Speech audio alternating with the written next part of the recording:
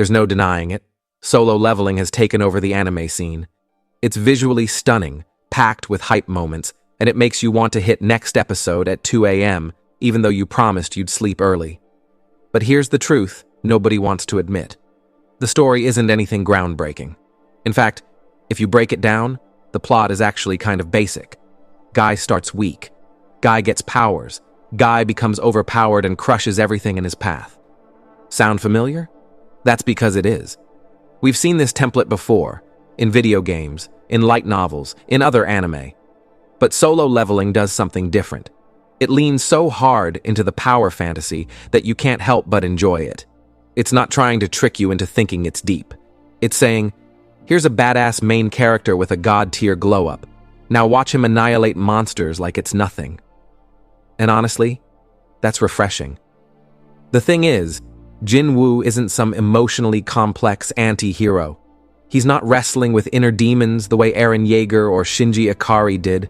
He's just a guy trying to protect his mom and sister who accidentally becomes the strongest being on the planet. And while that doesn't make for layered storytelling, it does make for pure satisfaction. Watching him go from being disrespected by everyone to walking into a dungeon and one-shotting bosses. That's the kind of wish fulfillment we all secretly love. It taps into something primal, this hunger to feel powerful, respected, unshakable. You don't need to think hard.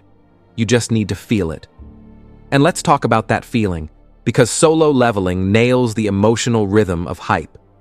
Every episode builds up to something, whether it's a new ability, a shocking betrayal, or a jaw-dropping transformation. There's always something that makes you sit up and say, wait, what just happened? It's not complex writing, it's smart pacing.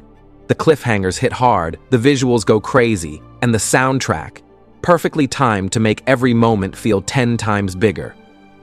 A1 Pictures knew exactly what they were doing with the animation. They took the simplicity of the plot and elevated it with cinematic energy. Even when the stakes aren't that high, the presentation makes it feel like the world is ending. That's skill. Now sure, the world building is a bit thin. Dungeons just show up. Hunters fight them. Monarchs and rulers get introduced pretty late, and unless you've read the Webtoon, most of that lore probably feels rushed. But again, that's not the point. This isn't about building a complex political system or a layered magical society. This is about watching Jin-Woo walk into a room full of S-rank hunters and make them look like extras. And let's be real, how many anime waste time over-explaining things just to feel smart? Solo Leveling skips the fluff and gives you the goods. What really makes it work, though, is the emotional connection fans have to the journey. Not because the characters are super deep, but because the idea of becoming stronger resonates with everyone. We've all felt weak, overlooked, powerless. Watching someone like Jin-Woo rise up, not because he's chosen by fate or born special, but because he grinds through impossible odds, that hits home. It reminds us of the grind we go through in real life. And even though the show is fantasy, the core feeling is real. That's why we come back. That's why, even with a mid-tier plot, Solo Leveling doesn't just work, it hooks you. So no, it's not perfect. It's not Attack on Titan. It's not Full Metal Alchemist. But it's not trying to be. Solo Leveling knows what it is. A loud, sharp, adrenaline-pumping story about a guy who refused to stay weak.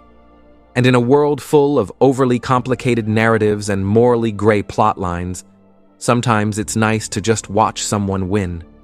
Effortlessly. Again and again. Maybe it's not the best story ever written, but it might just be one of the most fun to watch.